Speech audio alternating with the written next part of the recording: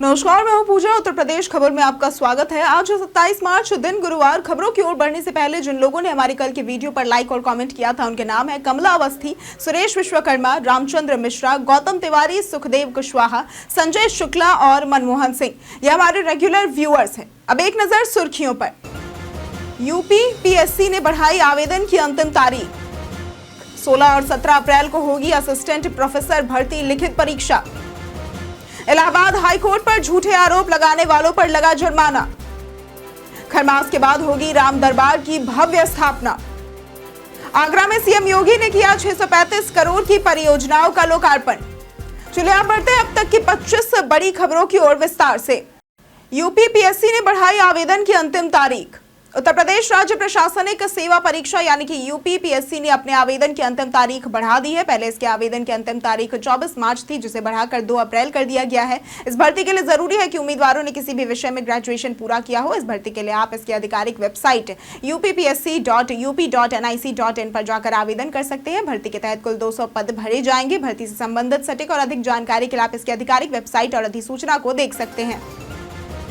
छोटे व्यवसाय और कमजोर वर्ग को अब लोन लेना हुआ आसान।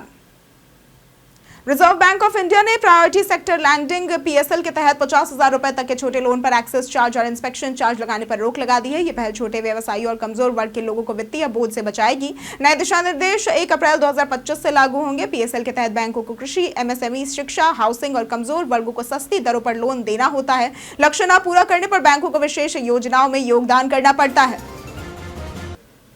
16 और 17 अप्रैल को होगी असिस्टेंट प्रोफेसर भर्ती लिखित परीक्षा। उत्तर प्रदेश में असिस्टेंट प्रोफेसर के 1017 पदों पर भर्ती के लिए परीक्षा 16 व 17 अप्रैल 2025 को 6 जिलों में आयोजित होगी। परीक्षा 2 पालियों में प्रयागराज, आगरा, मेरठ, लखनऊ, गोरखपुर और वाराणसी में होगी। 16 अप्रैल को पहली पाली में संस्कृत, राजनीति, विज्ञान आदि विषयों की परीक्षा होगी, जबकि दूसरी पाली में समाजशास्त्र, अंग्रेजी आदि विषयों की। 17 अप्रैल को अन्य विषयों की परीक्षा होगी। बीएड विषय की परीक्षा की तिथि अलग से जारी की जाएगी। यूपी स्पोर्ट्स कॉलेज में 275 सीटों का ट्रायल शुरू। Uttar Pradesh sports college society Lucknow के अधीन संचालित 3 स्पोर्ट्स कॉलेजों में 275 रिक्त स्थानों की पूर्ति के लिए ट्रायल का आयोजन किया जा रहा है। इच्छुक छात्र upsports.gov.in पर आवेदन कर सकते हैं। बरेली और मंडल के खिलाड़ियों के लिए ट्रायल 22 से 24 अप्रैल तक मुरादाबाद में होंगे। बालक वर्ग में एथलेटिक्स, क्रिकेट, फुटबॉल, कबड्डी व तैराकी और बालक बालिका दोनों के लिए हॉकी, जिम्नास्टिक, कुश्ती, वॉलीबॉल व बैडमिंटन के ट्रायल होंगे। अंडर 19 क्रिकेट ट्रायल में जिला स्तर पर टीम चयन किया गया है। इलाहाबाद हाईकोर्ट में 2 नए जजों की होगी नियुक्ति। इलाहाबाद हाईकोर्ट में जस्टिस यशवंत वर्मा के तबादले और उनके घर से नकदी बरामदगी के विवाद के बीच सुप्रीम कोर्ट कॉलेजियम ने 2 नए जजों की नियुक्ति को मंजूरी दी है। अधिवक्ता अमिताभ कुमार राय और राजीव लोचन शुक्ला को हाईकोर्ट का जज नियुक्त किया गया है। अमिताभ राय लखनऊ के रहने वाले हैं, जबकि राजीव लोचन शुक्ला प्रयागराज के हैं और फौजदारी मामलों के विशेषज्ञ माने जाते हैं। राजीव लोचन के पिता का हाल ही में निधन हुआ था। ईद और गुजिया को लेकर सीओ अनुज चौधरी का विवादित बयान। संभल के सीईओ अनुज चौधरी ने पीस कमेटी बैठक में फिर एक विवादित बयान दिया है। उन्होंने कहा कि यदि आप ईद की सेवैयां खिलाना चाहते हैं तो होली की गुजिया भी खानी पड़ेगी। इससे पहले होली पर उन्होंने कहा था कि जिसे रंग से ऐतराज है वो उस दिन घर से ना निकले। उनके इन बयानों पर विवाद बढ़ता जा रहा था, जिसके बाद संभल डीएम ने अधिकारियों को बिना अनुमति सार्वजनिक बयान देने से मना किया था। चौधरी ने अपने बयानों का बचाव करते हुए कहा कि उन्होंने दोनों धर्मों के लिए समानता की बात की थी। इलाहाबाद हाईकोर्ट पर झूठे आरोप लगाने वालों पर लगा जुर्माना। इलाहाबाद हाईकोर्ट ने एक व्यक्ति देवेंद्र कुमार दीक्षित को न्यायाधीशों पर झूठा आरोप लगाने के मामले में अदालत की अवमानना का दोषी पाया और उन पर 2,000 रुपए का जुर्माना लगाया है। दीक्षित ने 2016 में शिकायत की थी कि उनकी रिट याचिका खारिज करने के लिए जजों ने रिश्वत ली थी, जिसे कोर्ट ने निराधार पाया है। उनकी वृद्धावस्था और पहली गलती को देखते हुए मामूली जुर्माना लगाया गया। 1 माह में जुर्माना न भरने पर उन्हें 1 सप्ताह की जेल की सजा हो सकती है। फर्जी जीएसटी अधिकारी गिरोह का हुआ पर्दाफाश। कुशीनगर पुलिस ने फर्जी जीएसटी अधिकारी बनकर 20 टन स्क्रैप बेचने वाले गिरोह का खुलासा किया है। पुलिस ने 50 लाख रुपए मूल्य का स्क्रैप, 1 ट्रक, 1 पिकअप और 22,000 रुपए नगद बरामद कर 4 अभियुक्तों को गिरफ्तार किया है। आरोपी स्क्रैप वाहनों को रोककर चालक को गुमराह कर माल हड़पते थे। घटना के शीघ्र अनावरण पर पुलिस टीम को 25,000 रुपए का इनाम दिया गया है। अन्य फरार अभियुक्तों की गिरफ्तारी के लिए टीमें सक्रिय हैं। पुलिस चौकी में इफ्तार पार्टी पर थाना प्रभारी सस्पेंड। मेरठ के लोहियानगर थाना क्षेत्र में हाल ही में बनी जाकिर कॉलोनी चौकी के उद्घाटन के बाद चौकी प्रभारी शैलेंद्र प्रताप सिंह ने चौकी में रोजा इफ्तार पार्टी आयोजित की। इस इफ्तार पार्टी का वीडियो वायरल होने पर एसएसपी डॉक्टर विपिन ताडा ने संज्ञान लेते हुए चौकी प्रभारी को 24 घंटे के भीतर लाइन हाजिर कर दिया और विभागीय जांच बैठा दी। इस मामले को ड्यूटी प्रोटोकॉल का उल्लंघन मानते हुए कड़ी कार्रवाई की गई है, जिससे पुलिस विभाग में खलबली मच गई है। गर्मियों में स्टिप से कूलर से मिलेगी एसी जैसी ठंडक। गर्मियों में एसी जैसी ठंडी हवा पाने के लिए कुछ कूलर से जुड़े टिप्स हैं, जो कि कूलर को हमेशा घर के बाहर खिड़की पर रखें ताकि वेंटिलेशन हो सके और कमरे में सफोकेशन ना हो। कूलर के पैड बदलकर नए पैड का इस्तेमाल करें जो अधिक कूलिंग प्रदान करते हैं। एक देसी जुगाड़ भी मौजूद है और इसके लिए एक मटका ले सकते हैं, उसके तले पर छेद कर दे, मटके को कूलर में रखें और उसमें पानी भर दे। इससे कूलर एसी जैसी ठंडी हवा देगा। ध्यान रखें कि कूलर के टैंक में भी पानी भरना है। लखनऊ गोरखपुर एक्सप्रेस 2 दिन तक निरस्त।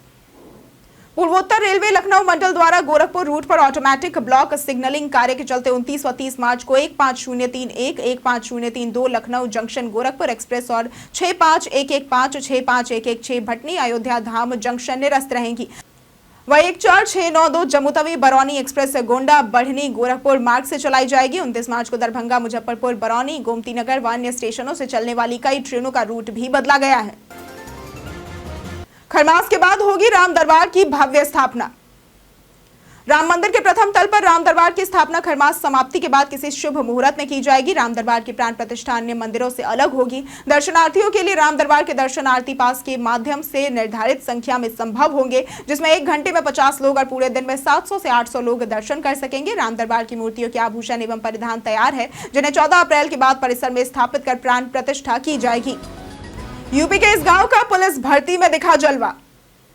बागपत के सुरूरपुर कलां गांव के 36 युवाओं ने यूपी पुलिस भर्ती परीक्षा पास कर गांव का नाम रोशन किया है, जिनमें 12 लड़कियां भी शामिल है। गांव में कोचिंग सुविधा न होने के बावजूद युवाओं ने मेहनत और आत्मनिर्भर अभ्यास से सफलता हासिल की है। भारती नैन और कोमल शर्मा जैसी लड़कियों ने कई असफलताओं के बाद भी हार नहीं मानी और कड़ी मेहनत से अपने लक्ष्य को पाया है। ग्राम प्रधान जगवीर के अनुसार गाँव के युवाओं में पुलिस और सेना में जाने का एक खास जुनून है। आगरा में सीएम योगी ने किया 635 करोड़ की परियोजनाओं का लोकार्पण।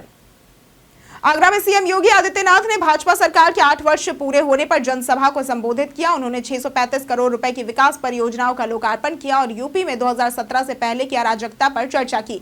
सीएम ने बताया कि मोदी सरकार ने कोरोना काल में मुफ्त वैक्सीन और राशन दिया था। किसानों के खाते में 28,000 करोड़ रुपए भेजे गए और 8.5 लाख युवाओं को नौकरी भी दी गई। आगरा में मेट्रो, एयरपोर्ट और लेदर इंडस्ट्रीज का विकास भी जारी है। बाराबंकी में होगा सड़कों का नवीनीकरण कार्य। हजरतगंज के सुंदरीकरण और विकास के लिए मंडलायुक्त डॉक्टर रोशन जैकब की अध्यक्षता में बैठक हुई, जिसमें हिंदी भवन से जीपीओ तक सड़क चौड़ीकरण और अतिक्रमण हटाने के निर्देश दिए गए। सफाई, लाइटिंग, जल आपूर्ति और सीवरेज सुधार के लिए अभियान चलाया जाएगा। बाराबंकी में हैदरगढ़ तहसील की 2 सड़कों का चौड़ीकरण और 1 सड़क के नवीनीकरण के लिए 33 करोड़ 58 लाख रुपए स्वीकृत हुए हैं। अप्रैल में इन सड़कों का निर्माण कार्य शुरू होगा। राज्य की ग्रामीण सड़कों का हो रहा तेजी से विस्तार। उत्तर प्रदेश में पिछले 8 वर्षों में 32,074 किलोमीटर ग्रामीण मार्गों का निर्माण और 25,000 किलोमीटर सड़कों का चौड़ीकरण व सुदृढ़ीकरण किया गया है। राज्य में 46 नए राष्ट्रीय मार्ग और 70 नए राजमार्ग बने हैं, जिससे कनेक्टिविटी बेहतर हुई है। वहीं देवीपाटन मंडल में लोक निर्माण विभाग में भ्रष्टाचार के कारण घटिया तारकोल से बनी सड़कें जल्द ही खराब हो रही है। इस मामले में बलरामपुर के अधिशासी अभियंता समेत 7 अभियंताओं पर कार्रवाई हो रही है, जिनकी तैनाती और सेवा अवधि की रिपोर्ट तलब की गई है। रेलवे भर्ती घोटाले में तेज हुई जीआरपी की कार्रवाई। रेलवे में फर्जी भर्ती मामले में जांच के साथ जीआरपी की कार्रवाई तेज हो गई है। गोरखपुर को इन जालसाजों ने फर्जी भर्ती का बड़ा केंद्र बनाया था, जहां अभ्यर्थियों से 8 से 10 लाख रुपए वसूले जाते थे। यूपी के मनीष शुक्ला और उसके ड्राइवर बिट्टू पांडे समेत कई लोगों के बैंक खाते फ्रीज कर दिए गए हैं। राघवेंद्र शुक्ला हवाला और महादेव ऐप के जरिए सट्टे में भी शामिल था। ये ठग खासकर झारखंड, कोलकाता और ओडिशा के आदिवासी इलाकों के लोगों को निशाना बनाते थे। कई कारणों से दर्ज है भारत के इतिहास में आज की तारीख। आज के दिन 2008 में उत्तर प्रदेश संगठित अपराध नियंत्रण विधेयक यूपी कोका को राज्यपाल टीवी राजेश्वर ने मंजूरी प्रदान की थी। आज के दिन 2008 में अंतरिक्ष यान एंडेवर पृथ्वी पर सफलतापूर्वक सुरक्षित लौटा था। आज के दिन 1999 में मुरली श्रीशंकर का जन्म हुआ था, जो कि भारत के लंबी कूद के खिलाड़ी हैं। आज के दिन 1923 में धर्मपाल गुलाटी का जन्म हुआ था, जो भारत के दिग्गज मसाला कंपनी MDH के मालिक थे। आज के दिन 2006 में भाई मोहन सिंह का निधन हुआ था, जो कि भारत के प्रख्यात उद्योगपति जो दिग्गज दवा कंपनी रैनबैक्सी के संस्थापक थे। उत्तर प्रदेश पर्यटन में बात होगी प्रेम मंदिर की। उत्तर प्रदेश पर्यटन में आज हम बात करेंगे प्रेम मंदिर की, जो उत्तर प्रदेश के मथुरा जिले के वृंदावन में स्थित एक भव्य कृष्ण राधा मंदिर है, जिसका निर्माण जगत गुरु कृपालु महाराज ने करवाया था। इसका शिलान्यास 14 जनवरी 2001 को हुआ और इसे बनने में लगभग 11 वर्ष लगे थे। लगभग 100 करोड़ रुपए की लागत से निर्मित इस मंदिर में सफेद इटालियन करारा संगमरमर का उपयोग किया गया है। इसे राजस्थान और उत्तर प्रदेश के 1000 शिल्पकारों ने तैयार किया है। प्रेम मंदिर भारतीय शिल्पकला के पुनर्जागरण का उत्कृष्ट उदाहरण भी है। YouTube ने बच्चों के डिजिटल सुरक्षा के लिए की बड़ी पहल। YouTube ने बच्चों के लिए सुरक्षित और गुणवत्तापूर्ण कंटेंट प्रोवाइड करने के लिए एक बड़ी पहल की है। इस पहल के तहत यूथ डिजिटल वेलबींग इनिशिएटिव शुरू की गई है। इसमें 10 देशों के 12 से अधिक पॉपुलर कंटेंट क्रिएटर्स और डिस्ट्रीब्यूटर्स शामिल है। YouTube ने बच्चों के लिए YouTube किड्स से सुपरवाइज्ड एक्सपीरियंस और ऑनलाइन टाइम मैनेजमेंट गाइड जैसे प्रयास किए हैं। इस पहल के तहत बच्चों के लिए सुरक्षित और क्वालिटी कंटेंट बढ़ाने के साथ ही हानिकारक और हिंसक कंटेंट को सीमित किया जाएगा। YouTube पेरेंट्स को भी मदद करेगा और बच्चों के डिजिटल सिक्योरिटी को सुनिश्चित करेगा। 25 से 30 मार्च तक चलेगा प्रेमानंद महाराज का जन्मोत्सव। श्री हित राधा केली कुंज आश्रम में संत प्रेमानंद महाराज का जन्मोत्सव 25 से 30 मार्च तक मनाया जाएगा। प्रतिदिन संकीर्तन, सत्संग, आरती और धार्मिक कार्यक्रम होंगे। दर्शन का क्रम क्षेत्रवार तय किया गया है, जिसमें 25 मार्च को वृंदावन व मथुरा क्षेत्र के शिष्य आएंगे और अन्य प्रदेशों के शिष्य निर्धारित दिनों पर दर्शन करेंगे। कार्यक्रम में प्रातः संकीर्तन, आरती व पाठ के साथ सायंकालीन सत्र में संध्या वाणी पाठ होगा। भक्त प्रवेश के लिए निर्धारित द्वारों का पालन करेंगे। इसी के साथ बढ़ते हैं आज के सवाल की ओर। आज का सवाल है, आपके क्षेत्र में किस फसल की खेती सबसे ज्यादा होती है? आप अपना जवाब हमें हमारे कमेंट सेक्शन में लिखकर जरूर बताएं। आज के लिए सिर्फ इतना ही। उत्तर प्रदेश की तमाम खबरों के साथ बने रहने के लिए देखते रहें डेली यूपी। और साथ ही अगर आप यूट्यूब चैनल पर देख रहे हैं तो चैनल को सब्सक्राइब करें, और अगर आप फेसबुक पेज पर देख रहे हैं तो लाइक और फॉलो जरूर करें।